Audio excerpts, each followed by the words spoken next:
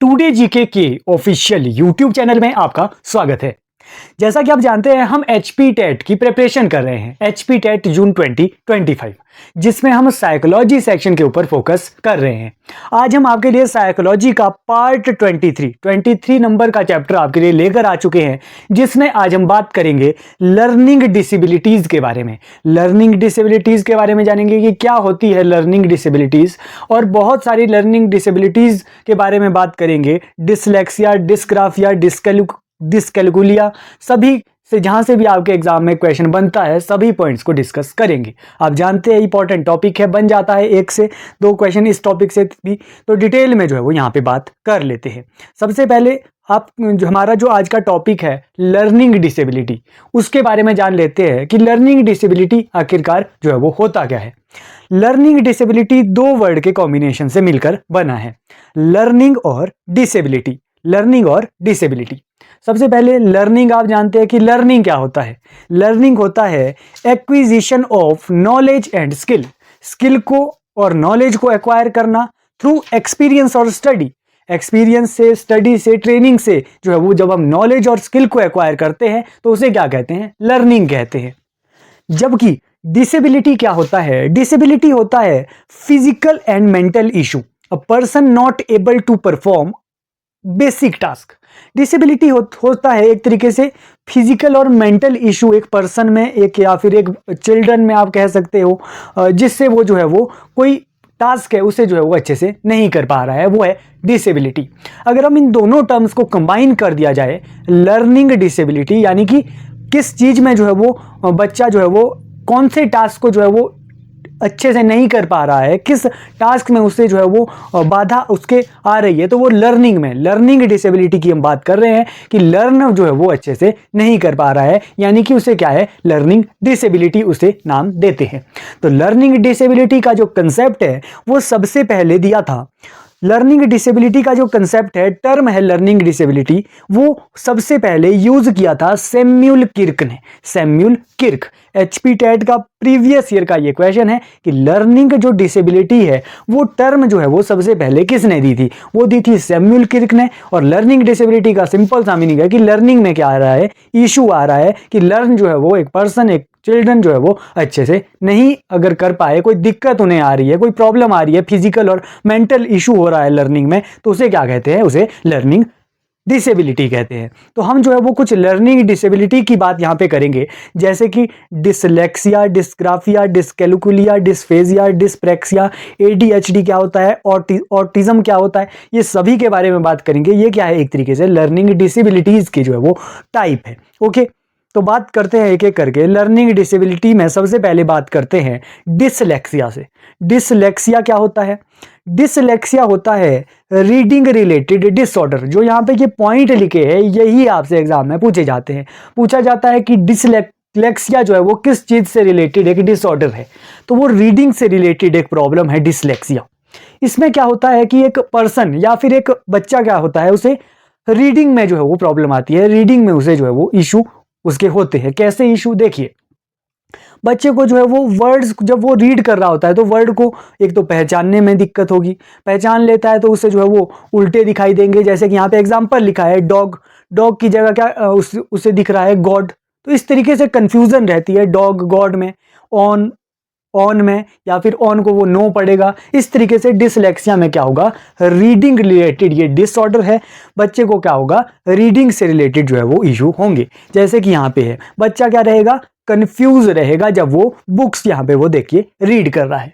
आपने एक पिक्चर देखी होगी तारे जमी पर, इसमें आपने इस बच्चे को देखा होगा, अगर आपने ये पिक्चर देखी होगी। इसमें क्या था, ये एक स्टूडेंट था, एक बच्चा था, इस ईशान आई थिंक इसका नाम था। तो क्या था, इसको जो है वो, इसे ये दिक्कत थी डिसलेक्सिया।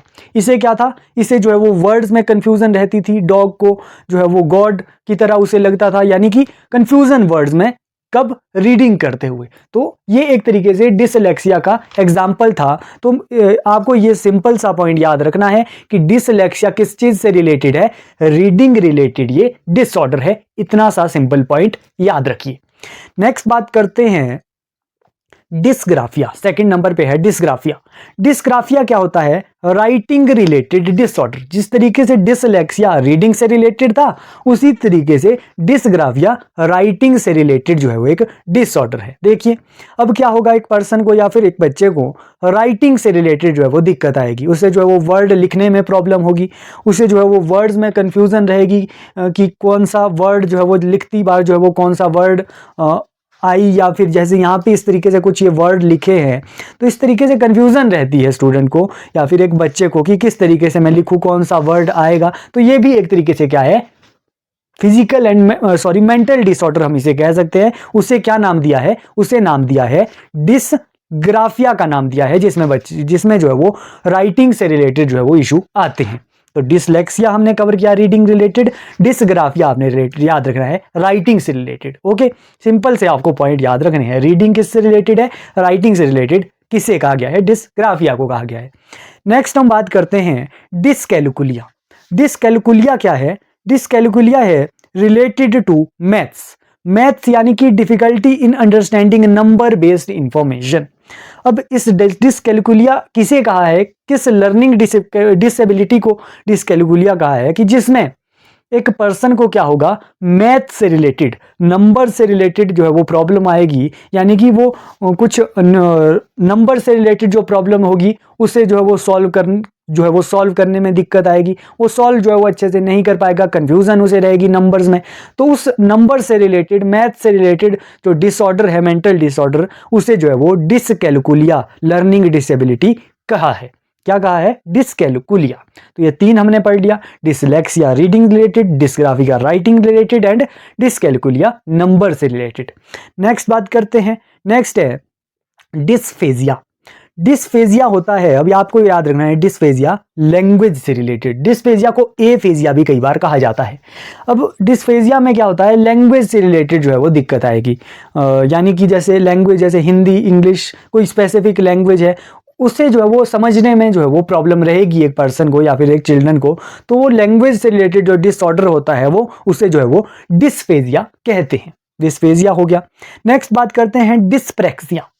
डिस्प्रैक्सिया आपको एक ऐसी लर्निंग डिसेबिलिटी है, इसमें क्या है, एक ऐसा डिसऑर्डर है, यानी कि एक मोटर डिसऑर्डर इसे कहा गया है। मोटर डिसऑर्डर कैसा?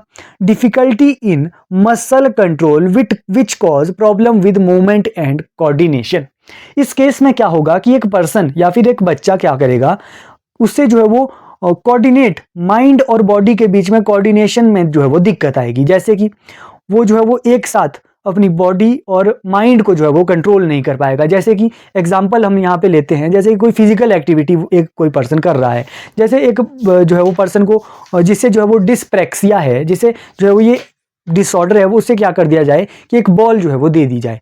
जैसे एग्जांपल हम एक ले रहे हैं कि क्या होगा कि बॉल अगर उससे जो है वो कैच करने को कहा जाता है, तो क्या होगा कि उसमें बॉल कैच करने में क्या होता है, हमारा एक तो बॉडी की मूवमेंट, हमारी मोटर मूवमेंट की जरूरत चाहिए, और साथ ही साथ बॉल को कैच करने के लिए माइंड की कंसंट्रेशन भी चाहिए कि कितनी स्पीड से बॉल आ रही है, किस पोजीशन पे आएगी।